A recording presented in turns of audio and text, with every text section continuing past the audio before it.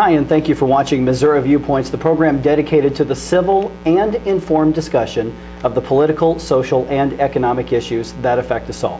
I'm Mike Ferguson, and once again, we are in Springfield at the library station. Well, my guest this week hopes to replace one of the country's most powerful congressmen.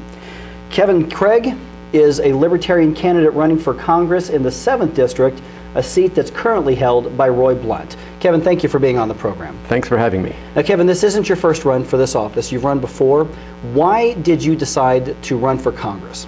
Well, I beg to differ. I don't really hope to replace Roy Blunt. Okay. I mean, obviously, that's not politically realistic. I'm sort of like Sam Adams or Paul Revere. I like to go from town to town to talk about America and what I think is actually the danger of losing the America that America's founding fathers gave us, a land of liberty under God, a land of freedom, prosperity, a nation that was admired around the world. So I'm sort of a political evangelist, you might say. I just like to talk about what made America the most admired and most prosperous nation in history. You just mentioned liberty under God. That's your campaign slogan, for lack of a better term.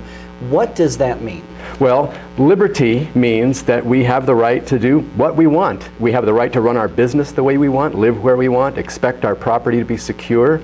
And the idea of a nation being under God is somewhat controversial.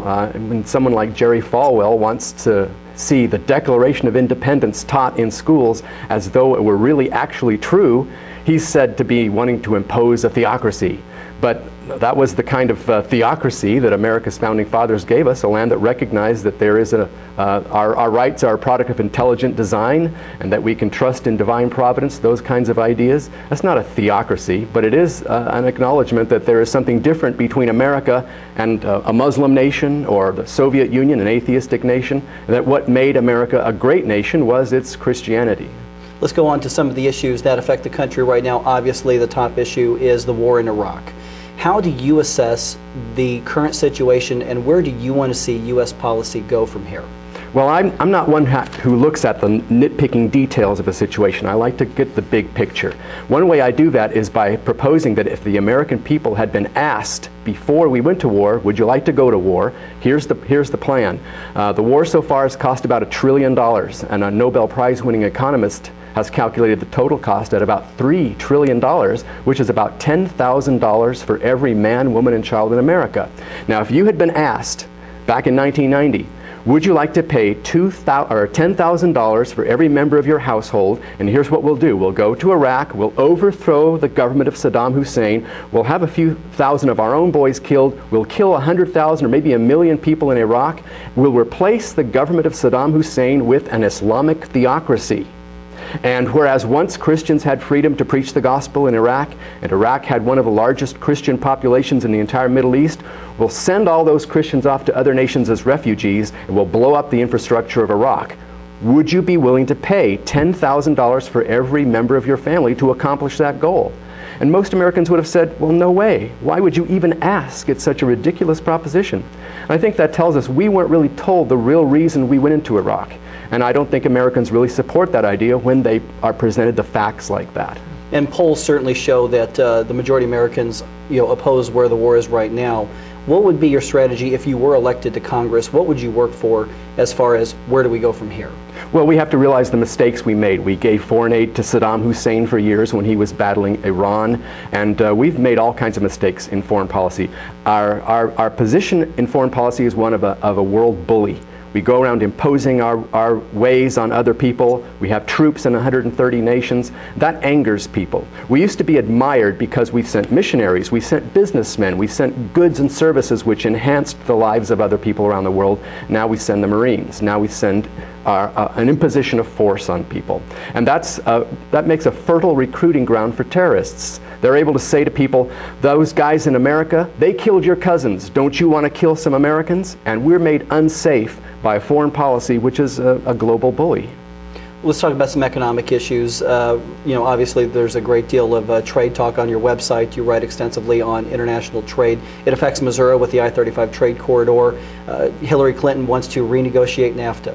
If you are elected to Congress, what principles would guide your votes and would guide your negotiations on economic matters? Well, the overriding principle I go by is liberty under God. Liberty means I have the right to buy from a person in another country has the right to sell goods to me. That idea of free trade, I think, is an essential principle of American foreign policy. That should be the guiding light.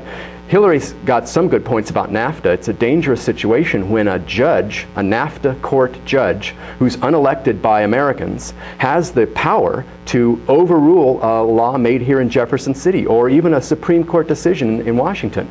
Those NAFTA courts have the ability to rewrite American law. And that's contrary to our principle, the Constitution, the ideas that we are supposed to be guided by, the ideas our politicians take an oath to support. NAFTA tends to undercut those, and I think we see the same trend in the United States that we saw in Europe, where various trade agreements, which weren't really free trade agreements, they were managed trade, selective trade. But these trade agreements carried within them new systems of government. And actually, the European Union, which started out as trade agreement, has now destroyed the sovereignty of the individual nations in Europe. That's going to happen to the United States as well. We're going to see ourselves merged with other nations in a kind of global trading system that isn't free trade, it's managed trade. Let's look at some domestic economic issues. Obviously, there are fears of a recession. The housing market continues to downslide. The credit market and the credit crisis, as some are calling it, are affecting other areas of our economy. What role do you think Congress and then also the President should take or not take when it comes to handling these economic issues and economic downturns? The credit crisis is generally a problem caused by the Federal Reserve, because the Federal Reserve has the power, or exercises the power, of manipulating our credit, our interest rates, and flooding the country with fictitious money that it just creates out of thin air. Clear violation of the Constitution. The Constitution says that no state shall make anything but gold or silver a legal tender. But when the government takes the power to create money out of thin air, it distorts our economy, it causes the boom-bust cycle, and it causes recessions and poverty. It always does, it always has, it will do it in the future. We need to abolish the Federal Reserve and let the invisible hand of the free market, to quote Adam Smith back in 1776, let all the players in the market, in the economy, work these details out. Interest rates will settle at the place where they need to be according to the players in the economy, and that will prevent these recessions and depressions that are caused by the Federal Reserve. We have less than a minute to go in the program. When voters go to the polls in November, why should they consider a Libertarian candidate? Why should they consider voting for Kevin Craig over a major party candidate? Roy Blunt has won the last few elections with an overwhelming majority, a huge landslide proportions. If you vote for Roy Blunt, you're simply dropping your vote into an ocean of votes, and it loses its significance. If you vote for Kevin Craig, you're voting for that principle that made America great, liberty under God. Your vote sends a clear message, because you're standing on the shore looking at all the ocean of voters and saying, I mean something different. I want something different than we have had for the last 60 or 100 years. So I think that vote is meaningful. It's not a wasted vote as if you just vote for somebody who's going to win anyway. Kevin, thank you for being on the program.